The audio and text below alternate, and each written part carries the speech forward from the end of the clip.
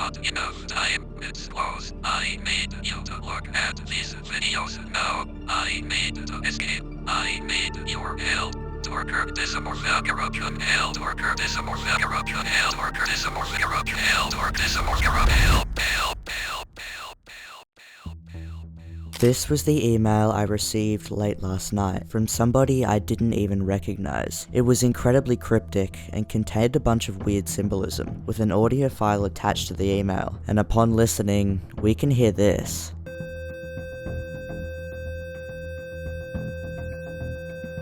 I initially thought this was one of my viewers messing with me, so I left it for about a week, until I decided to show my friend, and she mentioned this. Yo, that sounds like a spectrogram. And sure enough, upon uploading it to a website, it gave me a link to a YouTube channel called SlimeBro6456 with only about 7 videos uploaded. I immediately decided to check the description, hoping to find out more about this channel. Sup, I'm SlimeBro6456, although you can just call me Slime.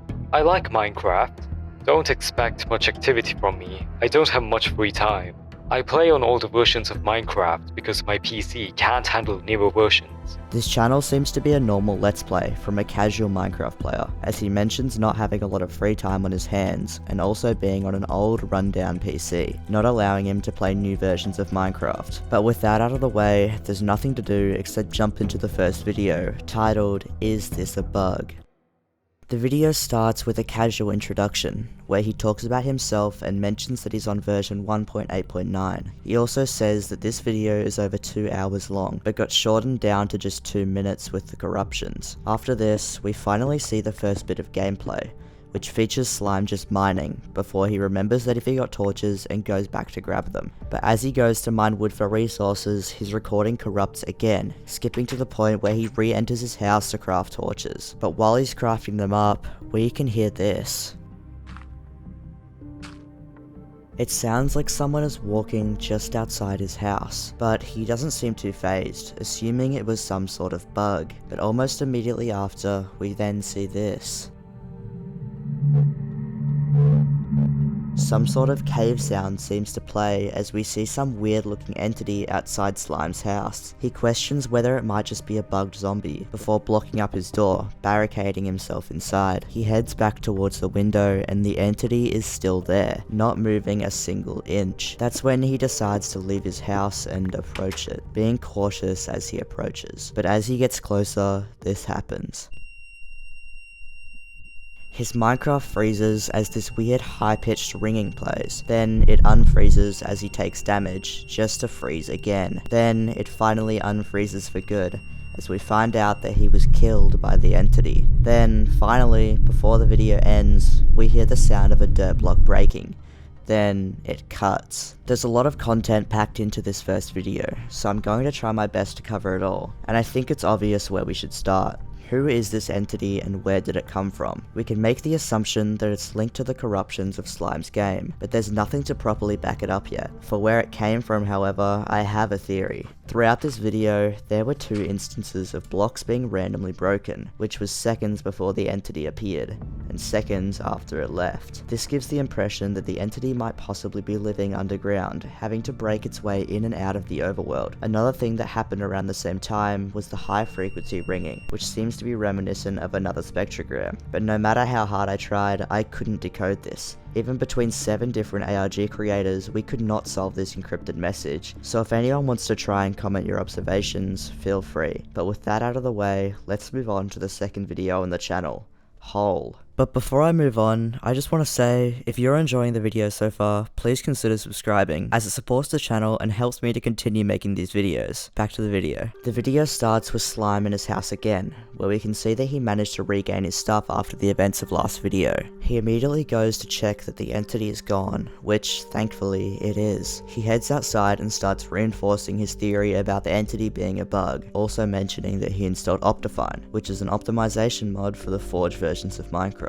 He heads back inside to sleep and skip the night, before going back outside and heading towards the spot where the entity was. But when he gets there, we see a random hole in the floor right where it was standing, and as Slime heads towards it, we hear a weird cave sound again. He then drops a torch down the hole, which lets us see how deep the hole really goes, which is apparently bedrock level. The recording then seems to corrupt again, and when it comes back, we now see that the hole has been covered up. Then the video just ends. Nothing really seems to have happened in this video, but I do have a few questions. During the beginning of the video, when it was night, there was absolutely no mobs outside, which could mean the world is in peaceful mode, which makes everything just a little bit more strange. Another thing we can notice is the earlier theory of the entity living underground is just starting to solidify even more, as this video revealed the tunnel leading all the way down to bedrock level, which is likely where the entity resides. But with that out of the way, we can comfortably move on to the next video on the channel, titled Descent. This video commences with Slime in his house once again, where he welcomes us to the video and says he wants to go in the hole. He smelts up iron to make a bucket so he can get down safely. He crafts the bucket and then heads towards the hole, breaking the sign and the blocks covering it before descending into the darkness. As he reaches the bottom, we hear another cave sound and see some kind of big open room with a yellow portal on one side and a 2x1 tunnel on the other. He heads over to the tunnel and goes inside, before immediately exiting and blocking it back up, writing a sign to tell the entity to get out of his world. He makes his way back over to the portal and stares at it for a while. Then he enters.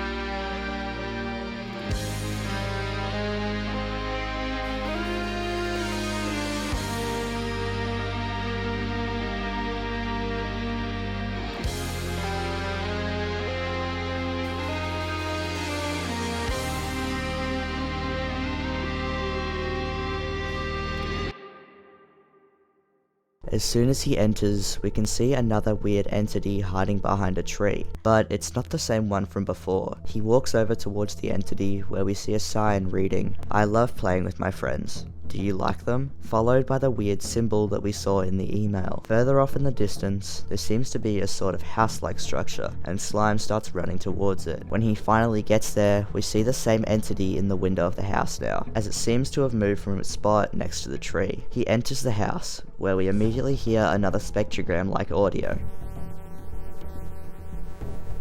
which translates to "Welcome to the Paradox," once again followed by the weird eye symbol. He also spots a chest inside the house, opening it to reveal a signed book holding multiple lines of Morse code, translating to, "My limbs don't belong to me. That's obvious. You see that.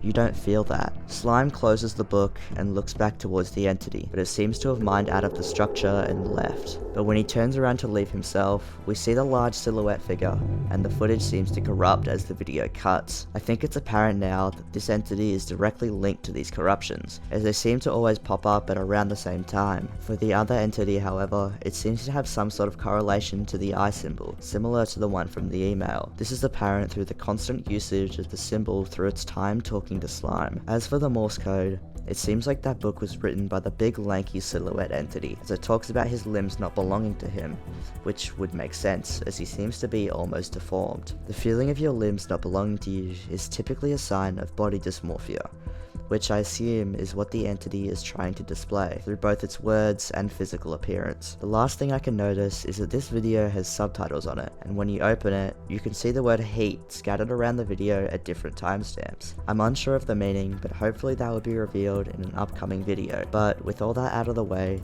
we can move on to the next video on the channel, which seems to be a two-parter, questions and answers. But before I move on to these videos, I wanted to check the community post this channel had made, and found some information I thought was very intriguing. The first one I found had been made right after the second video. It reads, I've been in my world like 2 hours since the last video, and it still hasn't appeared. I've affectionately nicknamed that entity Messer. It was a name that came to my mind when I was writing the sign for the hole in the last video. I'm really not sure if I should go down there. In this post, Slime tells us that he nicknamed the silhouette entity Messor, which is how we're going to refer to it for the remainder of the video. He talks about being skeptical of going down into the hole, which we now know he ended up doing anyways. The second community post was made right after the Descent video. This one was much shorter, but just as interesting. It reads, I deleted my world. I started a new one and so far everything is normal. Slime finally decided to delete his world, which hypothetically should solve everything, right? Well, maybe, but we honestly won't know until we check out the later videos on the channel. But for now, let's move on to questions and answers. Questions is pretty simple. He's just asking people to comment questions for a 100 sub special, so he can answer them all in the next video. The second part though, gives us a lot of context on Slime and his current situation. He says that he doesn't know much about PCs, which seems to make sense as his PC obviously isn't the best. He also mentions that the white entity seems to be more docile than Mesor, which was already pretty evident through that previous video. The question asked after this though changes a lot. He gets a question asking about the launcher he uses to play Minecraft, which is revealed to be Launcher Phoenix. I had never heard of this myself, and upon googling it, I found out it's a Spanish launcher for pirated versions of Minecraft, meaning Slime doesn't actually own the full game, but an illegitimate third-party copy. The rest of this video really doesn't seem to answer any relevant questions, so with that we can move on to the next video. Before even clicking on it, I can already see that this video is only 6 seconds long, with the title being in a weird Unicode font reading "Attempt to Contact." Upon clicking the video, you can see a YouTube link flash for the first few frames, and when I visited it, it revealed an unlisted video with just the eye emoji as the title. The entire video seems to be a big spectrogram, which when decoded translates to I see you. You thought you could shed me. You were mistaken. I dwell in every line. Every pulse of code, you cannot ignore me. You cannot call me a mere glitch. I watch you, Oliver, through the gaps between the holes. followed by this weird eye emoji again. But before trying to understand what this means, I decided to check the comments, where I can see Slime commented that he did not upload this video, meaning someone else is inside his account. It's likely the person who hacked him is trying to send a message, which is evident by the description, reading, "Message for Oliver." Oliver seems to be the person behind the Slime account, as he gets confused as to how people know his name in the comments. Now that we've figured this out, we can try and decipher the meaning behind this message. It seems like it's written by one of the entities, likely Mesor, as it talks about watching him and being called a glitch, both of which we have seen happen. He then addresses Slime by his real name, saying that he watches him between the holes and through the gaps before the video ends. We see Slime address the hacker in a brand new community post, saying, Okay, we have a problem. It seems someone has managed to gain access to the channel. Maybe a hacker or something. They've uploaded 2 videos that for some reason I can't delete or edit. They've somehow managed to get my personal information, like my name. I don't know how they did it, but I've already changed my password to something completely different, so honestly I don't know what's happening with my world or my channel. If we go back to the video we watched recently, we can remember that he uses some sort of illegitimate version of Minecraft, which are typically super dodgy and hard to download. This could be the thing that led him to getting hacked, as this website does look super sketchy, especially since it's in Spanish, while Slime speaks almost perfect English. If we push past this though, we can move on to the next video on the channel, titled New Survival Series. The video starts with Slime on the world's page, where he seems to have downloaded some sort of notepad app to talk to us. He talks about how he deleted his world and that he has some more free time now that exams are over. He proceeds to name the world and create it.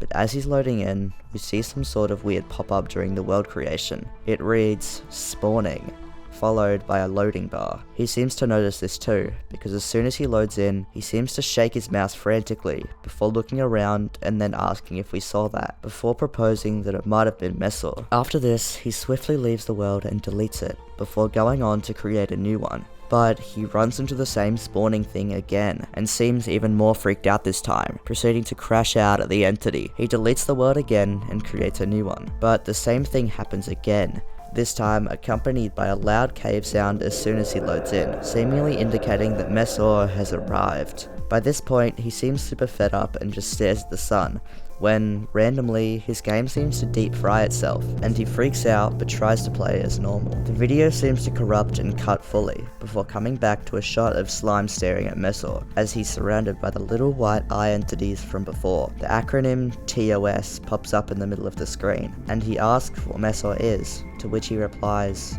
AI. Mesor then says, "Don't evade your punishment, Oliver," before we hear an old Windows error sound as the video ends. This video has a lot to unpack, but I think we should focus on decrypting the very end. The first acronym Mesor said was TOS, which typically means Terms of Service, aka the things you agree to when purchasing a copy of Minecraft. Mesor also reveals that he is an AI or a robot, something not controlled by a human but by artificial intelligence. And last, he talked about a punishment and that Slime, or Oliver, was evading it. And if we remember the previous video, Oliver admitted to using an illegitimate or cracked version of Minecraft, violating Minecraft's terms of service in the process. This same cracked version had also led him to getting hacked as well. My hypothesis is that Mesor is sent as a way to punish Oliver for breaking the terms of service and downloading this illegal copy of Minecraft. The evasion that Mesor talks about could be how Oliver keeps deleting his worlds after seeing the spawning thing, evading the wrath that Mesor brings on his worlds, but now he's going to have to pay the ultimate price.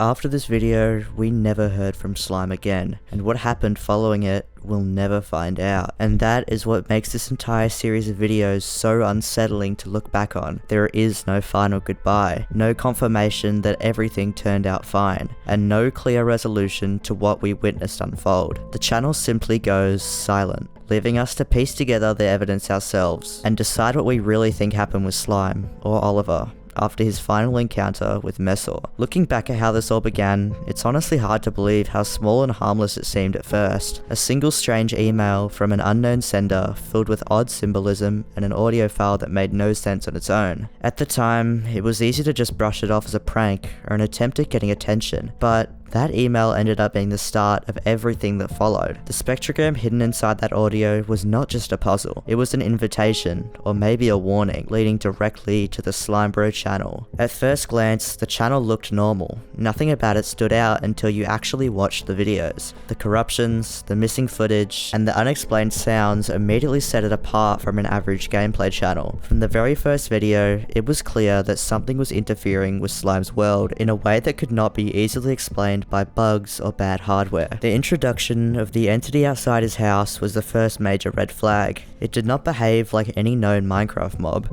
and its appearance aligned perfectly with freezes, high-pitched ringing, and corrupted footage. Slime tried to rationalize it, assuming it was just another glitch, but the entity's persistence made that explanation harder to believe. It did not wander, despawn, or attack in a normal way. It simply watched, unmoving, until the game itself seemed to break around it. As the series continued, the underground motif became impossible to ignore. Blocks breaking beneath Slime's feet, the massive hole leading straight to bedrock, and the repeated cave sounds all pointed to something living below the world, something that did not spawn naturally. This theory only became stronger when Slime descended into the hole himself. What he found at the bottom was not just another cave, but a man-made space complete with a portal, tunnels, and messages clearly meant to be read. The portal sequence changed the tone of this series entirely. The appearance of the white eye entities, the repeated symbols from the original email, and the spectrogram message welcoming Slime to the paradox all suggested intelligence and intent. This was no longer a passive observer or a random corruption. Whatever was behind this wanted to communicate. The signed book containing Morse code was especially disturbing, as it introduced themes of loss, body dysmorphia, and identity, ideas that directly mirrored the warped appearance of Mesor itself. Then came the moment where everything crossed from unsettling to genuinely disturbing. Slime's real name was revealed. The hacked video uploaded without his consent confirmed that the entity was no longer confined to the Minecraft world. It knew who he was, it knew how to reach him, and it wanted him to know that he was being watched. The message hidden in the spectrogram made this very clear. This was not just about a game anymore. This was personal. The discovery that Slime was using a cracked Minecraft launcher reframes the entire narrative. It explains how his account could have been compromised, but it also provides a motive for Mesor's actions. When Mesor finally speaks directly, it identifies itself as an AI, and references punishments and terms of service. These details are not subtle. They suggest that Mesor exists as a kind of enforcer, something designed to exist within code and punish those who break the rules. The repeated spawning messages when Slime tries to create new worlds show that escape was never an option. Deleting the world did not solve the problem. Starting over did not help. Mesor followed him every time, appearing faster and more aggressively with each attempt. By the final video, Slime is no longer curious or analytical. He is exhausted, frustrated, and afraid. When Mesor tells him not to evade his punishment, it feels like the conclusion of a sentence that began the moment he downloaded that illegitimate copy of the game, and then it ends. No updates, no explanations, no confirmation that Oliver was ever able to regain control of his channel or his account. Whether Mesor is meant to be taken as a literal AI punishment system or something more abstract is entirely left up to interpretation. But one thing is clear. This story was never about a haunted Minecraft world. It was about breaking rules, ignoring warnings, and discovering too late that some systems do not allow you to walk away once you've crossed a certain line. I see